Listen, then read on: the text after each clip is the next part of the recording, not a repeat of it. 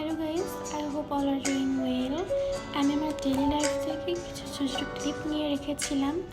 আমি university class শেষ করে একটু স্টাডি হলে বসেছিলাম, অ্যান্ড সেখান থেকে আমি একটু পার্লারে যাই। নিজের একটু কেয়ার নিলে স্কিন ভালো থাকলে আমার মনটাও ভালো থাকে। আমি ভাবছিলাম একটু আড়ং থেকে বেশ কিছুদিন যাবত শাড়ি কিনবো, বাট কেনা হচ্ছিল না। তো আমার এই গ্রিন কালার শাড়িটা খুবই ভালো লাগে, ব্ল্যাক অ্যান্ড হোয়াইটটাও খুবই সুন্দর ছিল। আর সেখান থেকে আমি এই রেড কালার শাড়িটাও পারচেস করি, বিকজ আমি ভাবছিলাম এটাতে আমি কিছু হ্যান্ডওয়ার্ক করবো, দেন আর গর্জিয়াস লাগবে।